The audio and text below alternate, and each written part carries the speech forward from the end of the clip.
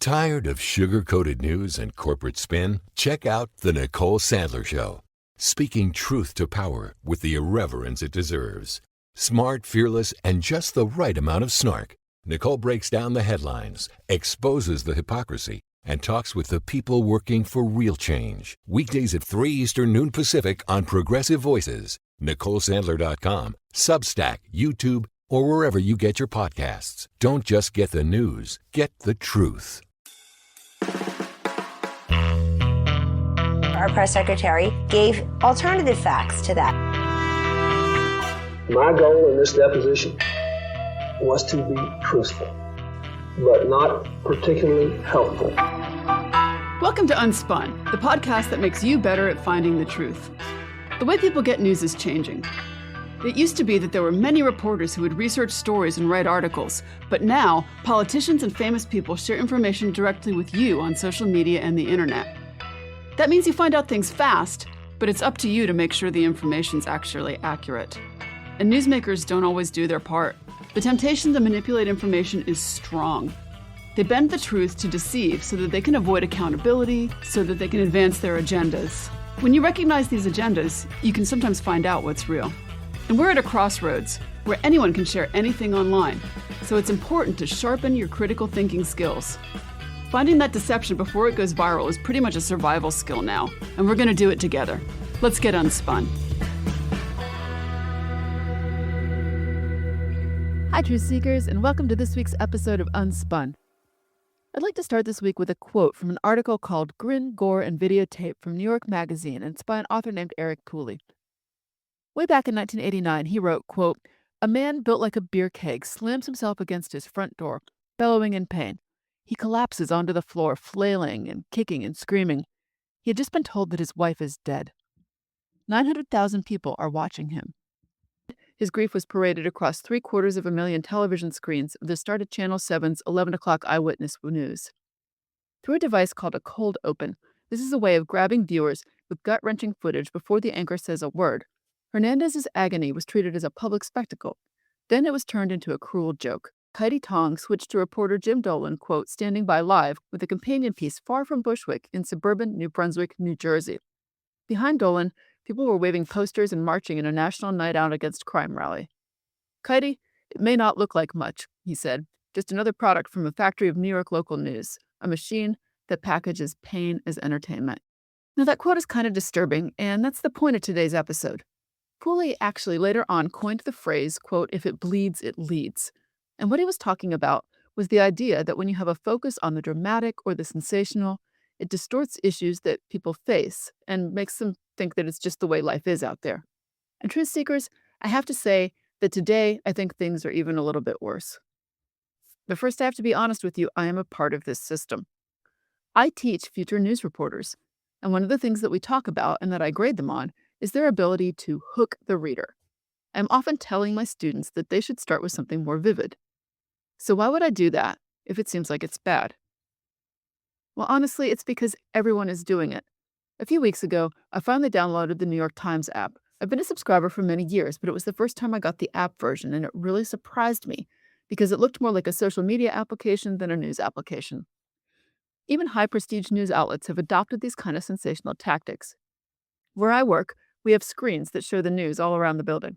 Any time of the day, no matter what they're talking about, it seems like there's some giant red square announcing breaking news. Even when you have a panel of people talking about something that happened yesterday, it's all emergency, breaking news. And as a longtime journalist and as a member of the audience, I've watched this kind of transformation.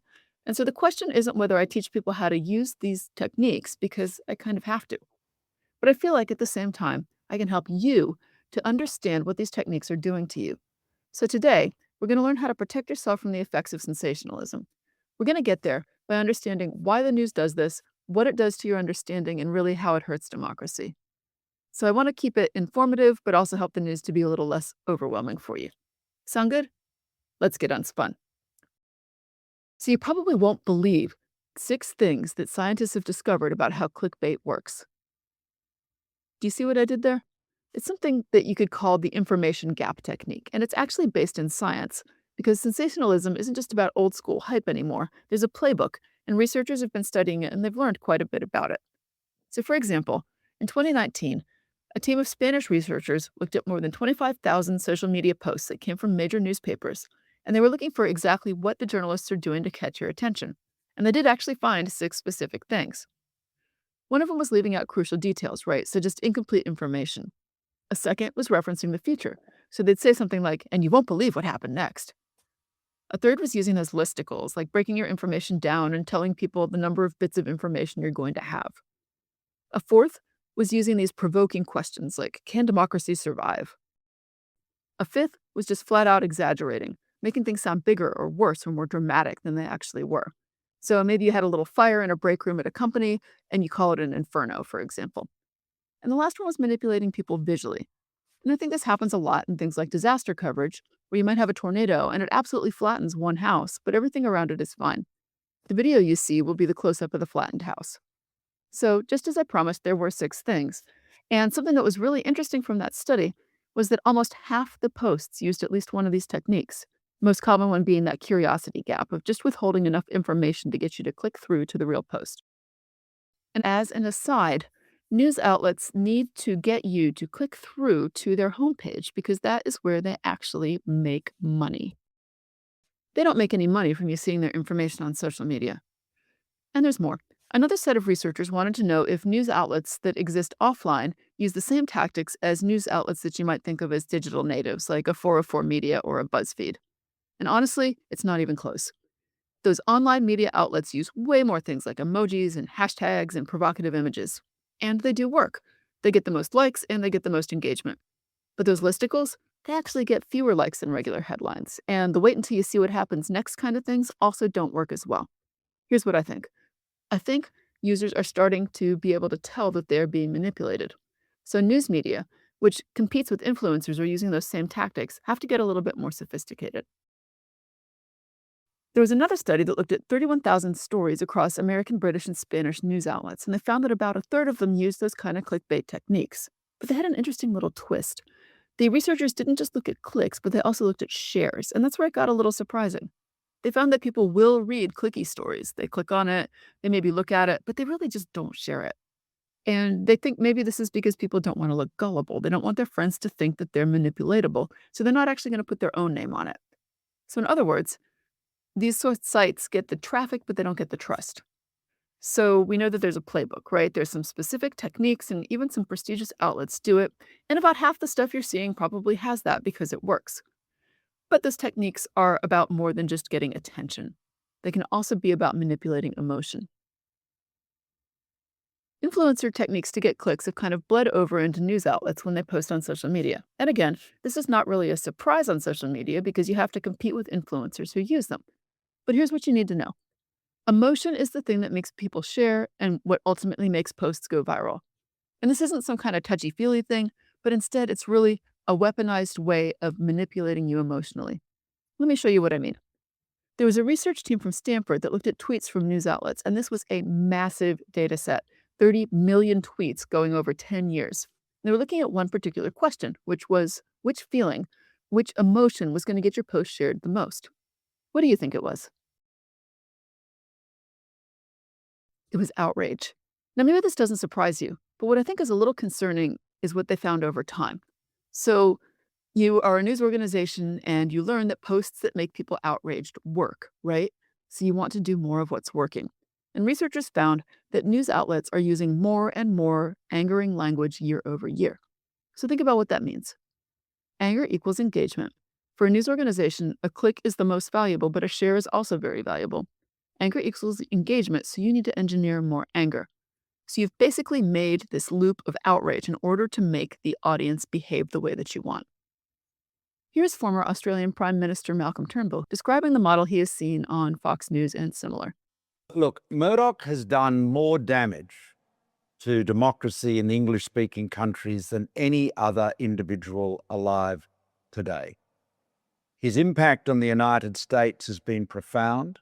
His style of angertainment, disregarding reality, turning news into propaganda, has been the single most influential force in polarizing American politics. So we have angertainment. But it turns out that not every emotion works in the same way. And another kind of clever study looked at people's reactions to news stories. So they took participants and they showed them news stories that would either make them angry or sad. And then they measured what happened in their brain. And it's different. When you read something that makes you sad, it affects you inside. You might feel bad, maybe you'll even cry, but you are not likely to act. But anger, on the other hand, that makes you do things. Psychologists call this an approach motivation, and it's your urge to fight something or fix something. And so these researchers suggested that there's a multi-step process. Anger doesn't make you share news directly, but it makes you think a story is more important, and therefore more people need to see it. And it's that sense of importance that makes you click share. These researchers found that sadness paralyzes you, anger mobilizes you. So if you think about something like economic justice, according to this research, you're more likely to get people to act if you make them mad about it than if you make them feel bad for the people who are affected. Another study found that you can't just crank the emotion all the way up, though, and get what you want, because it turns out there's sort of a sweet spot. If you don't have enough emotion, people ignore you. If you have too much emotion, people shut down. They just get overwhelmed and numb. And so that's why news coverage is calibrated now. It's not loud, but it's loud in a specific way. One other emotion that works well is fear. There was a study that looked at a news coverage of the Zika virus outbreak, and they categorized stories that they had about fear and another emotion. Low fear stories that just had like public health information, those got some attention. Medium fear stories that used words like danger and threat, they got a little bit more attention. And ones that used super dramatic words like panic and crisis, they got the most shares and comments. So fear does work. And high fear stories don't just get shared more, but they looked at the participants' intention to take action, and those who got the high fear information were more likely to fear they were personally at risk, which might change things like their intention to get vaccinated. And I feel like this is a really important point. You can think of this optimizing news for social media algorithms as training people to respond to being outraged and being afraid. And so news organizations have an incentive to optimize their stories for that emotional impact. But it doesn't just change what happens inside the news, it can also change how you see the world. Emotion is the engine, and it may take you to some unwanted stations. So we know about emotions, and they matter, but they're not a guarantee. So the important question is then, what actually makes something go viral? There was a study of more than 2,500 news stories in the 2012 election, and they found something that I really didn't expect. Stories that went viral had two factors. One was sensationalism, which is that appeal to emotion, but the other was credibility. So I want you to think about that for a second. If something triggers those emotions of anger or fear, people might click on it. But if it doesn't have the credibility, they're not going to share it. People engage with clickbait privately, but they don't want to sign their name to it. But if you just have credibility and you don't have any excitement, then it's important, but it's boring. And it doesn't give you that response that makes you feel like you just have to tell somebody. So the stories that go super viral, right, those that everybody's talking about, those are the stories that are both super emotional and they come from trusted sources. So it's not enough to be loud, but you have to be loud and also legitimate. And this is very interesting. You know, we all know at this point that we're living in a time of direct attack on the news. You'll see people only referring to the news as the, quote, fake news. And in some liberal echo chambers, you see high-profile accounts and ordinary people who refer to all the media as corporate media and sellouts. Here in the United States, I think a lot of the criticism about the journalists who attended the White House Correspondents' Dinner kind of fits in that row. So, what do all of these sources from multiple perspectives have in common? They all still cite the Washington Post and the New York Times and ABC and the BBC and the like. Now, why would you do that if you think their information is so biased? Research suggests that people aren't necessarily choosing credible sources because they want the accurate information, but instead, they're choosing them because it lets them share these things that have made them feel strongly without the risk of looking stupid. The news outlet credibility is buying social cred as well. The way that you package the posts can also matter. There was a study at the University of Missouri about the way that news goes viral on Facebook, and it looked at thousands of posts and found that the post's format really affected if people engaged with it. Posts with questions got more engagement. People basically felt like their opinion was wanted. And posts with sensational engagement got more clicks, which lines up with previous findings. But the intersection of those created a sort of a multiplication effect. The engagement didn't just add up, it compounded. And you've probably seen this in some political advertising if you live in a place where elections are at all contested. I've seen ads on YouTube, for example, that are trying to get me to click through to a fundraising site, but they're asking questions in an inflammatory way. They'll say things like, do you think it's illegals that are making it impossible for Americans to get health care? Click to give your opinion. Or something like, do you think Congress should hold the Department of Justice in contempt over the Epstein files? You will see this kind of tactic from multiple perspectives. And when you ask these kind of questions, it's not just a question, right? It's an invitation to be outraged with other people. You're both sharing your anger and building your community. And it turned out that the timing mattered as well. And news organizations do post content at times when they know their audience is most likely to be scrolling, because this optimizes the time when the audience would see it. This is a tactic that's straight up borrowed from internet influencers who track their times of engagement with analytics. And a lot of the behind-the-scenes analytics tools will actually track this for you with some kind of visual about when your audience is most online. And so it turns out it also matters how you find the news. There's another study that looked at something called incidental news exposure. So these are those times when you're just generally scrolling around and then a headline shows up for you. It turns out that those things you didn't go looking for are actually more powerful for engagement. People like and share even more on those than they do when they're deliberately looking for news. The researchers think it's because when you're deliberately looking for news, your critical thinking is turned on. But when you're scrolling through funny videos and a shocking headline pops up, your guard is down and you're more likely to react emotionally. When you do that, maybe you'll share without thinking about it, or you'll just accept the story without questioning it. And there's one more little piece to this puzzle. Researchers have also looked at push notifications.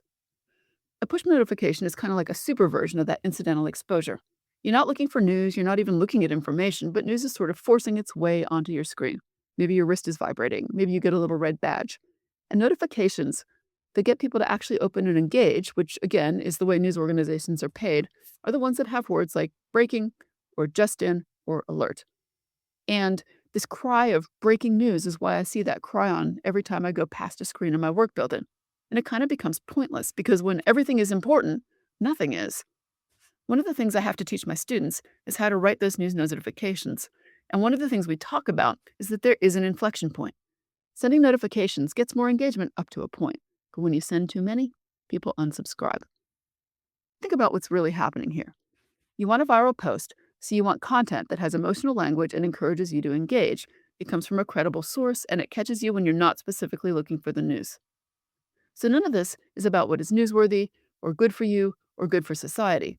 Instead, it's just the mechanics of going viral, which are the things that social media platforms build to maximize engagement. We've created a system that means that the most emotionally manipulative content that just makes you anxious is what gets rewarded.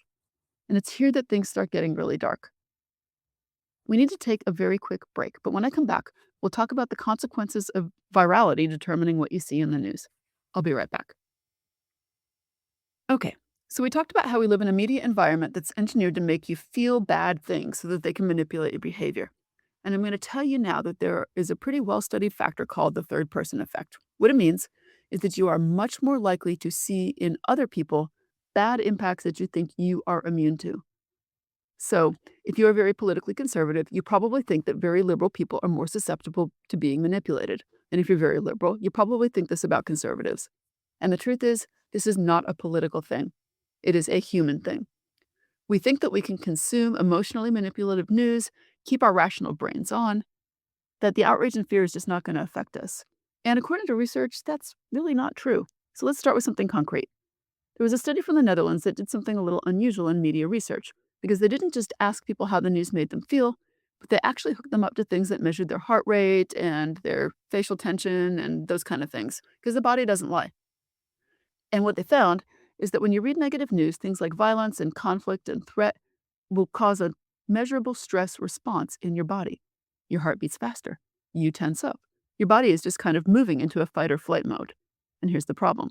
It's not like this just happens once in a while. You don't just see one negative news story a day, but you see dozens or maybe hundreds if you're a social media user. And the researchers found that this constant exposure to negative news gives you what they called emotional exhaustion. Now, you're not going to pass out, but you are going to become just sort of depleted and numb. And when that happens, you might stop engaging with the news altogether. I really doubt that there is a person listening right now who has not felt the need to take a social media break from time to time. And I don't think it's because you want to be less informed. It's because you're protecting yourself from further stress. So we can think of it as like a media-induced burnout. And it gets worse. It can also warp your sense of reality. There was another study that looked at how this kind of emotional news coverage affects what people believe about the world. They focused on something particular, which is airplane crashes. Now, these are incredibly rare. Air travel is quite safe to the extent that you're more likely to die getting to the airport than you are on the plane. But if you pay attention to the news, you might not know that. When you have a dramatic crash, you might get 24/7 coverage and dramatic footage and people dramatically overestimating how dangerous it is to fly. And this isn't just, oh, people are bad at math. People will actually change their behavior. They will avoid flying, they will panic in the air. And the news has created this sort of reality distorting field that we're all living inside.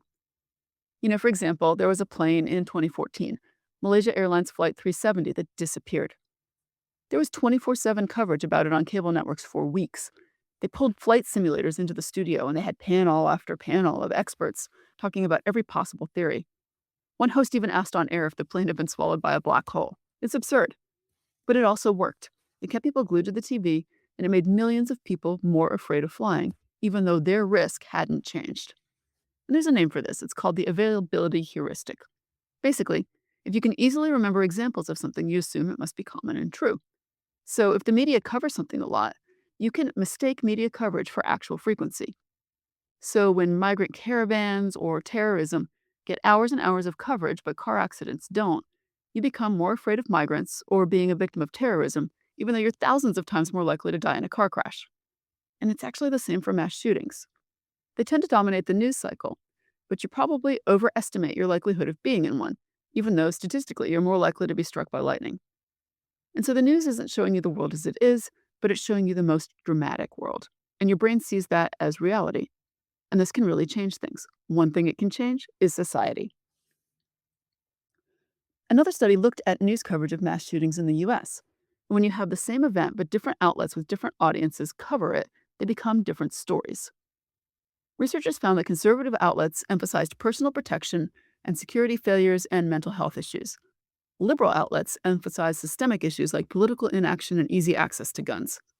They weren't just interpreting the same facts in different ways, but they were completely different facts that were reported. And in both cases, they were using that maximally emotional version to make it compelling and shareable. And the result was that people who were the audience for one news source lived in a completely different factual reality from people who consumed the other one. And they believed that people on the other side, either way, were dumb or lying. Researchers found that these news outlets deliberately set the story up to go along with what their audience already believed. Was this because the journalists themselves were biased? I mean, maybe. But one thing that is almost certainly true is that going along with those beliefs and values kept their audience engaged. Stories that confirm your worldview, you're more likely to share them, so news organizations learn to give you more of that. When you feel both validated and angry at people who disagree with you, news organizations get more engagement, and that creates those echo chambers. It's actively polarizing, and it makes the other side look malicious and crazy. And then the result of this is what they call the illusion of knowledge. So researchers have studied people who look at a lot of sensational news, and they found that those people feel very informed. They're confident that they understand complex issues.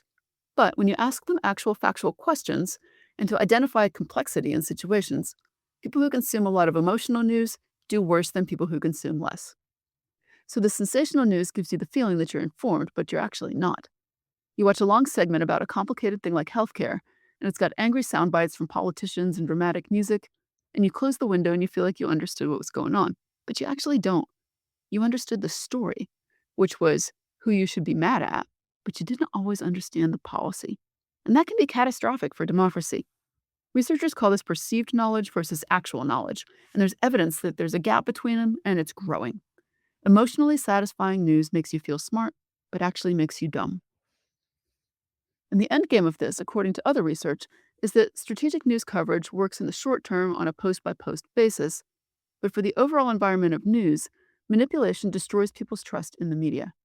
People recognize at least sometimes when a headline is clickbait, and what they learn from that is not, I shouldn't trust this particular story or this particular outlet, but they start becoming cynical about all news. I talked about this at length in my episode on independent journalists. Manipulation creates distrust creates disinterest, and disinterest means you can have more manipulation because there's fewer people who know what they're talking about to write the community notes. So it's like a death spiral that we're all in. This is especially true of people who grew up in the social media area. The younger generations for adults, they don't trust much. They don't trust news. They don't trust experts. And honestly, they've been emotionally exploited for clicks for most of their lives, so it's really not surprising that they're cynical. But again, third-person effect. I see older adults as well who have this issue. And there's a problem with cynicism. Being cynical feels like you're being sophisticated, that I'm just too smart to be fooled. But cynicism can just be another kind of ignorance, right? It's refusing to believe anything, which is disconnected from reality just as much as believing everything is. So here's where we are. Our media environment triggers stress physically, depletes us emotionally, and makes us just want to pass on the whole thing. News coverage makes us unable to see reality, afraid of things that aren't actually dangerous, and we're polarized and trained to see our enemies instead of just thinking about people who think differently. We feel informed, but we're getting dumber. And all of this together isn't just bad for the media, it's an existential threat to democracy because we really need informed citizens who can engage in good faith debate and make decisions based on evidence in a shared reality. And we are very close to losing all of that. So the question is, can we get it back? When I come back, we'll look at possible solutions. You don't want to miss this. Be right back. Welcome back. Okay, truth seekers, can we fix this? Are we just going to drown in the sea of fake outrage until democracy just collapses? Well, it turns out that the answer is complicated. It's not just one problem, it's a whole system of problems. But the good news is there are things we can do. So here's some things that research suggests actually works. I think media education actually has to play a part. People like it. They like making people savvier consumers of news, for example, teaching them how to identify bias and verify sources. And research shows that it can be somewhat effective. So there's one study that looked at interventions in schools and found that when you teach people about how they're being manipulated emotionally, they'll be able to tell in the future. They can figure out what headlines are clickbait. They can figure out when stories are using fear or outrage. Unfortunately, though, just because you know it's happening doesn't mean you're immune to it. People still fall for the same tricks. They just feel bad about it later. I think it's because knowing you're being manipulated doesn't necessarily stop you from being manipulated because people who do this aren't targeting your rational self. They're targeting your emotional self, your cognitive shortcuts. And these kind of go below what you're really conscious about. Kind of like if I know that cupcakes are bad for me, that doesn't mean they don't taste good anymore. I know I shouldn't eat it, but I have a hard time turning down a good cupcake. So media literacy is helpful, especially in extinguishing sharing. But remember, people don't share because they don't want to feel guilty about spreading bad information. And it's probably not enough. Another really interesting issue is the idea that important information will find you. Your friends in social media are going to tell you the most important things, so you don't need a news habit. As news has moved to social media, this is more common than ever, and it's associated with having less actual knowledge. When you count on the news to find you, what you're getting is the stuff that's most likely to be shared, and that's the stuff that's most emotional. The algorithms are designed to maximize you engaging, not you understanding. But there's a little bit of a catch. News organizations could start optimizing for understanding, but that means they're killing themselves. Right now, the financial model is clicks and shares and other engagement, and if your paycheck depends on using those techniques, you can't stop. Now, there are alternative models. Subscriptions, the paywall, is one. Nonprofit organizations are funding other journalism, and in some places, taxpayers fund public media. And that does create more substantive coverage, but most people don't use that coverage. So what can you do if you need engagement to survive? One thing that's been tried in some places is regulation. So one study looked at different European models where countries have tried to regulate fake news, sometimes during elections, sometimes other times. This helps a little bit, but it's also complicated and it's easy to get around. It's not going to work in the United States because of the First Amendment. Those kind of regulations can also be used by authoritarian governments to suppress dissent. So regulation might be important, but it has a lot of unintended consequences. And so, truth seekers, I think it's up to us. A few things work. Number one is diversifying your news sources. Most people don't realize how homogeneous their news diet is. When people were encouraged in an experiment to find sources with different perspectives just to understand them, they became less certain that the people who disagreed with them were malicious or dumb. They started realizing that reasonable people who were smart and thought about things could interpret the same event in a different way. It didn't fix polarization, but it helped people see each other as human, and that really matters. A second thing you can do is just slow down. True stories spread slowly, but sensational lies spread quickly. I think you saw this with coverage of the shooting at the White House Correspondents' Dinner. Things that were shared immediately, even by the trained journalists who were actually in the room, turned out to be wrong. Waiting just 24 hours before sharing news really reduces the spread of misinformation. And then third, turn off your notifications. They've studied people who disable their notifications, and they report that they're less anxious. They still get news, but they get it when they're ready to process it, not when it's stealing their attention. And next, and I've said this before, you need to pay for news if you can. Subscriptions aren't perfect, but they do change the incentives for news organizations because organizations that need to keep subscribers have to provide value, not just clicks. They need to build trust. And you don't need to subscribe to everything. Supporting one or two that do quality reporting on things you care about really does make a difference. And finally, you're not going to fix this by yourself. Individual solutions like slowing down can help you personally, but they don't fix society. So if you do decide to change your behavior, if you decide to buy a subscription, if you decide to learn about deceptive techniques so you can recognize them, talk about it. Talk about it early and often and with real people in your real life. Because those smarmy, I'm better than you because I do this thing posts online might feel good, but they don't change people's minds. Telling the story of how I saw the shocking thing and I was about to share it, but I decided to click through the link and I realized it probably wasn't real. If you can take that little, I was almost, fooled hit, it really does make a difference for other people. So you can be the change that you want to see. And this work is really important because right now, structurally, the incentives all go the wrong way. Technology takes what's worst about us, it blows it up, and money rewards manipulation. But we need to, each of us, help make that change because the alternative is a society where nobody trusts anything and lives in their own reality. And we're closer to that than I'd like. So the question is, are you going to do something about it? All right, truth seekers, thanks for hanging in there with me. I hope you have a great week and stay sharp, everyone. Thanks for getting Unspun with me this week. Unspun is a production of me, Amanda Sturgill, and is a proud member of the MSW Media family of podcasts. Send me your thoughts and ideas about trickery in the news on Gmail at theunspunpodcast@gmail.com. I even write back. And find this episode's show notes and more information at theunspunpodcast.substack.com. Want to learn more and get smarter? Check out my book, Detecting Deception, Tools to Fight Fake News, which is available on Amazon or your favorite online bookseller. And until next time, stay sharp, everyone.